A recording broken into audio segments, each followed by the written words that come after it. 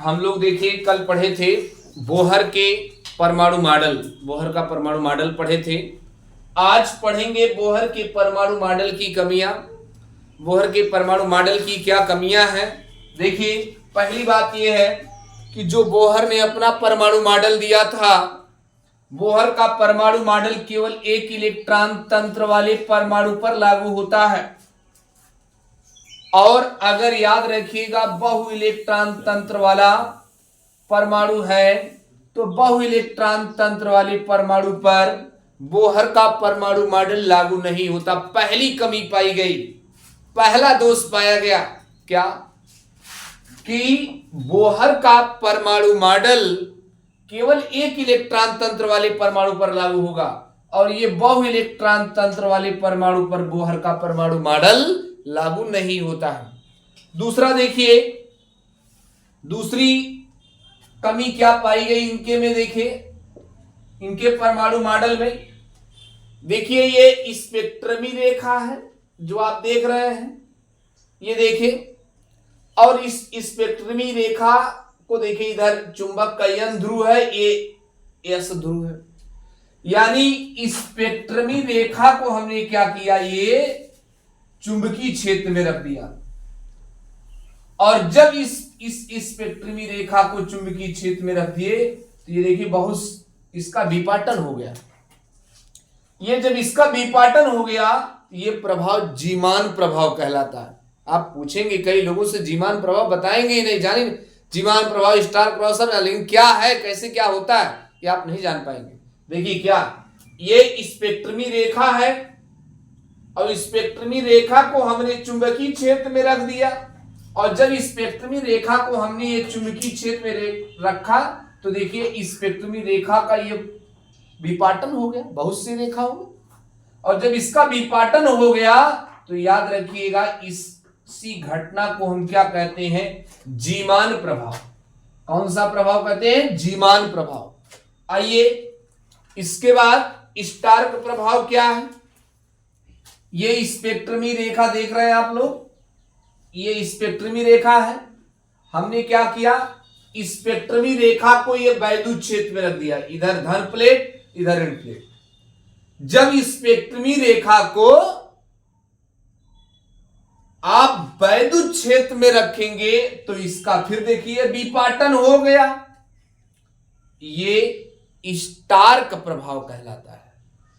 आपसे पूछा गया जीमान प्रभाव किसे कहते हैं, तो आप बताएंगे कि स्पेक्ट्रमी रेखा को चुंबकीय क्षेत्र में रखने पर इसका विपाटन होता है, जिसे हम क्या कहते हैं, जीमान प्रभाव। और ये स्पेक्ट्रमी रेखा है, इसको वैद्युत क्षेत्र में रखने पर जो ये विपाटन हुआ है इसको हम क्या कहेंगे, स्टार्क प्रभाव।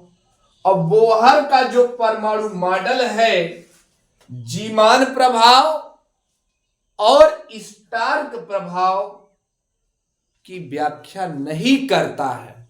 ये दूसरी कमी पाई गई बोहर के परमाणु मॉडल में। पहली कमी तो हमने बताया था कि बोहर का परमाणु मॉडल याद रखिएगा केवल एक इलेक्ट्रॉन तंत्र पर लागू होता है और बहु इलेक्ट्रॉन तंत्र पर लागू नहीं होता है। और दूसरी बात आपको हमने बताया जीमान प्रभाव, स्टार्क प्रभाव। बोहर का परमाणु मॉडल ये जीमान प्रभाव और ये स्टार्क प्रभाव की व्याख्या, इन प्रभाव की व्याख्या बोहर के परमाणु मॉडल के द्वारा नहीं की जा सकती है। तीसरी कमी क्या पाई गई वो देखिए, ये स्पेक्ट्रमी जो रेखा है, स्पेक्ट्रमी रेखा के तीव्रता की जानकारी बोहर के परमाणु मॉडल से नहीं होती है। स्पेक्ट्रमी रेखाओं के तीव्रता की जानकारी ये बोहर के परमाणु मॉडल से नहीं होती है। अब इस प्रकार ये बोहर के परमाणु मॉडल में तीन कमी पाई गई। अब आइए इसके बाद आप लोग ये फिगर अभी बना लीजिएगा, मैं इसके जो है इसको इरेज नहीं कर रहा हूं। अब आपकी अगली हेडिंग है हाइड्रोजन सदृश बोहर का सिद्धांत। हाइड्रोजन सदृश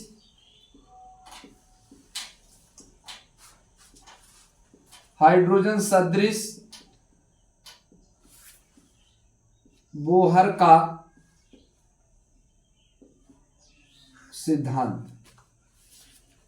देखिए, हाइड्रोजन सदृश बोहर का या बोर का सिद्धांत, ये आपकी हेडिंग है। अब इसके द्वारा हम करेंगे क्या, इसके द्वारा परमाणु की त्रिज्या का मान निकालेंगे, विभिन्न कोषों की परमाणु त्रिज्या, इलेक्ट्रॉन का वेग, इलेक्ट्रॉन की ऊर्जा। आज हम लोग परमाणु त्रिज्या के बारे में डिस्कशन कर लेंगे। परमाणु त्रिज्या निकाल लेते हैं। देखिए परमाणु त्रिज्या कैसे निकालेंगे। पहली बात मैंने बता दिया, ये तो बताया था कि जो बोहर ने परमाणु मॉडल दिया था केवल हाइड्रोजन के समान जो परमाणु रहेंगे, आयन रहेंगे, उन्हीं पर लागू होगा, क्योंकि जिसमें एक इलेक्ट्रॉन तंत्र है, मैंने पहले बता दिया। अब देखिए, ये मान लीजिए परमाणु का नाभिक है और ये नाभिक के केंद्र से ये देखिए इलेक्ट्रॉन है, इलेक्ट्रॉन का वेग v है, आवेश e है और त्रिज्या स्मॉल r है। आइए कैसे हम लोग निकालते हैं। देखिए एक चीज आपने पढ़ा, कोणीय संवेग, कल पढ़े हैं। कोणीय संवेग mvr बराबर nh अपान 2π। आप यहां से काम करिए, v का मान निकालिए, nh अपान 2π, mr गुणा है, mr इधर बटा माने भाग हो गया। इक्वेशन 1 डाल देते हैं इसको। अब देखिए दूसरी बात, एक विशेष बात ये ध्यान देना है, ये तो आपने वेग निकाल ही लिया।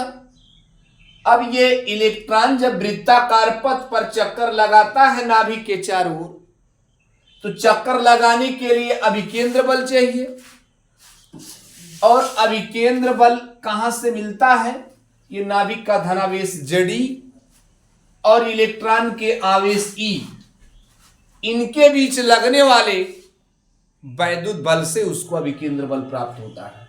ये बात ध्यान दीजिए कि नाभिक है, नाभिक के चारों ओर इलेक्ट्रॉन चक्कर लगाता, तो वृत्ताकार पथ पर जो चक्कर लगा रहा है उसको चक्कर लगाने के लिए अभिकेंद्र बल चाहिए, और अभिकेंद्र बल नाभिक के धनावेश Zd और इलेक्ट्रॉन के ऋणावेश के बीच जो वैद्युत आकर्षण बल या कूलाम बल लगता है, उससे इसको अभिकेंद्र बल प्राप्त होता है। अब देखिए अभिकेंद्र बल मैं यहां लिख दे रहा हूं, अभिकेंद्र बल। अभिकेंद्र बल कहां से पाता है, कूलाम बल से या वैद्युत बल से। चलिए अब आप देखिए अभिकेंद्र बल का फार्मूला क्या होता है, mv² अपान r होता है, और वैद्युत बल का सूत्र है, आप 12th में पढ़ेंगे या पढ़े होंगे, 1/4π epsilon not q1 q2 by r², physics में। तो वैद्युत बल का सूत्र होगा 1/4π एप्सिलॉन नॉट, और यहां q1 का मान, पहला आवेश q1 बराबर आपका Zd है और दूसरा आवेश q2 बराबर आपका E है। तो आप यहां क्या लिखोगे, देखिए यहां पे आप लिखेंगे Ze, दूसरा आवेश E अपान दोनों के बीच की डिस्टेंस स्मॉल r²। साफ दिखाई पड़ रहा है। अब देखिए आप यहां से एक काम करिए, mv² अपान r ऐसे उतारिए, mv² उतार दीजिए, 1/4π एप्सिलॉन नॉट हो गया। ये Zd और E दोनों आप गुणा करेंगे, Zd का स्क्वायर होगा, r आपका ये भाग है, r आपका गुणा हो जाएगा। m ऐसे उतारिए, ये v की वैल्यू समीकरण 1 से उतार दीजिए, और v की वैल्यू समीकरण 1 से उतारेंगे तो आपका nh अपान 2π mr, और आपका होगा इधर 1/4π एप्सिलॉन नॉट, और ये आपका Zd² हो जाएगा, और ये r से r² आप डिवाइड कर दीजिए तो इधर आपका r बचेगा। और आप अगर आर स्क्वायर नहीं भी डिवाइड करते तो आगे चलकर पक्षांतर कर दिया जाएगा। अब ये देखिए v का वर्ग है तो यहां भी वर्ग लगा दीजिए। ये आपका यम होगा, एन स्क्वायर होगा, n square sorry h square लिख दिया हमने, एन स्क्वायर एच स्क्वायर, ये दो का भी स्क्वायर 4 होगा, ये पाई स्क्वायर होगा, ये आपका एम स्क्वायर होगा और आर का भी यहां स्क्वायर हो जाएगा। इसके बाद आपका 1/4 पाई एप्सिलॉन नॉट ये जेडी स्क्वायर अपान आर हो गया। यहां से बोहर त्रिज्या स्मॉल आर की वैल्यू, इसको इरेज करना ही पड़ेगा, भी कर देते हैं। यहां से ये आर स्क्वायर बोहर त्रिज्या निकालनी है, आर स्क्वायर इधर करिए, बाकी सबको ट्रांसफर कर दीजिए। देखिए आपका ये एन स्क्वायर बचेगा ही, ये एच स्क्वायर बचेगा और आप यम से एम स्क्वायर काट दीजिए, आपका यम बचेगा, 4 पाई स्क्वायर बचेगा और उसके बाद आपका इधर देखिए जेडी स्क्वायर ऊपर है, ये जेडी स्क्वायर नीचे आ जाएगा।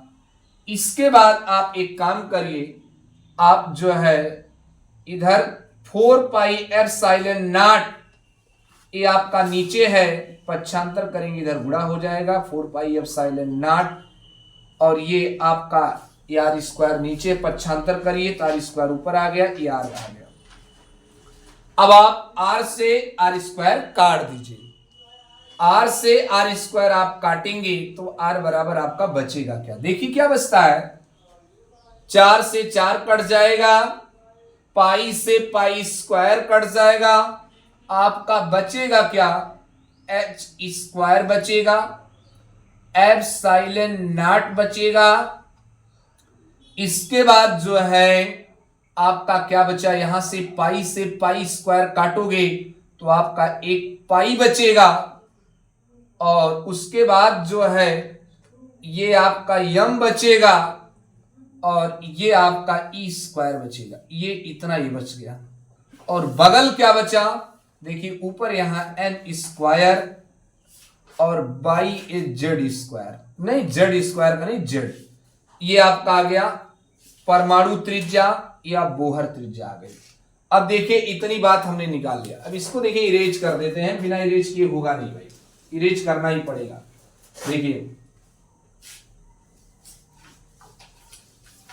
देखिए आर बराबर ये आपका h square epsilon naught pi m square n square upon z square.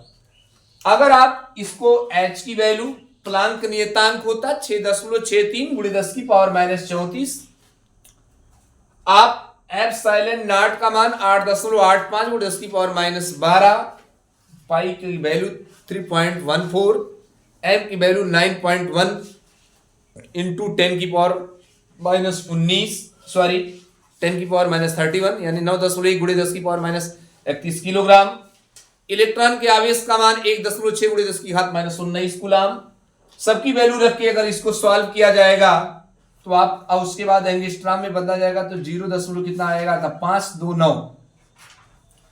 529 ये आ जाएगा n square by z square, n square sorry n square by z आएगा, ये आपका आ जाएगा बोहर त्रिज्या हमने निकाल दिया। अगर इसमें कहीं समस्या हो तो अब बताइए। देखिए ये आपने नोट कर लिया, यहां तक आप नोट भी किए होंगे। हाँ यहां ये दिखाई नहीं पड़ रहा, ये दिखाई पड़ रहा, ये दिखाई पड़ रहा, इसको हटा दे रहे हैं भाई, ये बता रहे नहीं दिखाई पड़ रहा। चलिए यहां नोट कर देते हैं इसको। चलिए यहां पे ये दिखाई पड़ रहा ना, चलिए यहां बगल पे ही नोट कर देते हैं। आर बराबर अगर ये सबकी वैल्यू आप रख के हल करेंगे तो 0.529 और एन स्क्वायर बाई जेड दिखाई पड़ रहा यहां तक, ये बाई जेड और इसके बाद ये आपका एंगस्ट्रॉम मीटर को, ये आपका एंगस्ट्रॉम, एंगस्ट्रॉम दिख रहा, एंगस्ट्रॉम नहीं दिख रहा, हाँ चलिए ठीक। अब यहां तक आपका ये हो जाएगा। इसके बाद यहां जाइए, कोई बात नहीं, यहां करते ही है। आर बराबर आपका मिला क्या 0.529 और ये आपका ऊपर एन स्क्वायर बाई जेड, अब आप जानते हैं, मान लीजिए इसको हटाएंगे, अगर हम इसको 0.529 हटा दें, कांस्टेंट हटा दें, तो ये इक्वल हट जाएगा, प्रोपोर्शनल का चिन्ह लग जाएगा, r proportional n square by z होगा। ये होगा, ये दिख रहा है ना भाई, ये दिख रहा है ना, एन स्क्वायर बाई जेड। इसका मतलब यह है कि आर प्रोपोर्शनल एन स्क्वायर और आर प्रोपोर्शनल डाई प्रोपोर्शनल आर डाई प्रोपोर्शनल 1/z, ये होगा। आर परमाणु त्रिज्या या बोहर त्रिज्या कहिए, चाहे जो आप कहिए, परमाणु त्रिज्या प्रोपोर्शनल, और n को आप मुख्य क्वांटम संख्या या कोषों की संख्या कह लो, ये कोषों की संख्या, कोषों की संख्या, ये हो गया। और क्या मिल रहा आपको, और क्या मिल रहा भाई, देखिए इधर देखिए, तथा आर क्या, परमाणु त्रिज्या, परमाणु त्रिज्या डाई प्रोपोर्शनल 1 परमाणु क्रमांक, 1 परमाणु क्रमांक। एक बात ध्यान दीजिएगा, जो समानुपाती होता है वो दोनों एक समान अनुपात में बढ़ते हैं। जो डाई प्रोपोर्शनल ये व्युत्क्रमानुपाती होता है, जो एक बढ़ता तो एक घटता, ये आप पढ़े हैं, इसकी पिछली कक्षाओं में आप बहुत पढ़े होंगे। देखिए इधर, इससे स्पष्ट है आर प्रोपोर्शनल यानी स्क्वायर से अगर कोषों की संख्या बढ़ेगी तो परमाणु त्रिज्या बढ़ेगा। यह स्पष्ट आर प्रोपोर्शनल यानी स्क्वायर से कि कोषों की संख्या बढ़ने पर परमाणु त्रिज्या बढ़ती है, और इससे स्पष्ट है कि परमाणु क्रमांक बढ़ने पर परमाणु त्रिज्या घटती है। देखिए यहां से स्पष्ट हो रहा कि परमाणु त्रिज्या परमाणु क्रमांक बढ़ने पर परमाणु त्रिज्या, बोहर त्रिज्या घटती है। आइए इससे रिलेशन बना के कुछ हम जो है आगे चलकर फार्मूला निकाल लेते हैं, क्योंकि इस पे हम क्वेश्चन हल करेंगे और पूछा भी गया है। आर प्रोपोर्शनल एन स्क्वायर, तो इसी प्रकार से अगर R1 है तो R1 प्रोपोर्शनल N1 स्क्वायर हो जाएगा, और R2 प्रोपोर्शनल आपका N2 स्क्वायर हो जाएगा। मान लीजिए डायरेक्ट अनुक्रमानुपाती यहां बराबर लगाएंगे, नियतांक लगाएंगे, डायरेक्ट करिए, मान लीजिए R1 अपान R2 कर दिया जाए, इसी प्रकार से R1 अपान R2 कर दिया जाए, R1 अपान R2 कर दिया जाए, तो आपका हो जाएगा N1 अपान N2, N1 अपान N2, और या अलग अलग वर्ग लगाइए, इकट्ठा वर्ग N1 का वर्ग और N2 का वर्ग, या आप ऐसा कर दीजिए R1 बटे R2 बराबर N1 अपान N2 और पूरे का होल वर्ग। ये आपका एक फार्मूला बन गया, कोषों की संख्या और परमाणु त्रिज्या में एक रिलेशन बन गया। देखिए यहां से भी रिलेशन बना लीजिए, परमाणु त्रिज्या R प्रोपोर्शनल 1/z, इसी प्रकार हो जाएगा R1 डाई प्रोपोर्शनल 1/z1, R2 डाई proportional 1/z2। R1 upon R2 करिए, R1 अपान R2 करेंगे तो आपका ये Z2 ऊपर चला जाएगा, Z1 कहां जाएगा, नीचे आ जाएगा, ये आपका Z2 अपान Z1 दिख रहा भाई। अब देखिए R1 अपान R2 अपान जो है is equal Z2 upon Z1, ये रिलेशन बन गया। इन दोनों को साथ लेके क्या बनाओगे, इन दोनों को साथ लेके यहां बना दे रहे हैं। देखिए यहां पर R, अभी नोट कर लीजिएगा, R ये है, आप ये मान लीजिए कांस्टेंट हटाएंगे, अनुक्रमानुपाती का चिन्ह लग जाएगा, तो आपका R प्रोपोर्शनल N स्क्वायर, आपने ये तो लिखा ही, मान लीजिए यहां पे है, ये तो आपका लिखा गया। देखिए R proportional N square by Z square, direct यहां से इसी प्रकार इससे आप यहां करिए, इसी प्रकार क्या होगा, या आप नीचे भी कर, यहां दिखाई नहीं पड़ रहा, यहां नहीं दिखा, चलिए ये लिख दे रहे हैं, तो आपका हो जाएगा R1 प्रोपोर्शनल N1 बाई, ये N का N स्क्वायर के N1 कर दो, और इसके बाद बटे Z1, R2 proportional N2 square upon Z2 हो जाएगा। अब इसको आप R1 अपान R2 कर दो, R1 बटे R2 बराबर, ये भाई जब R1 बटे R2 करोगे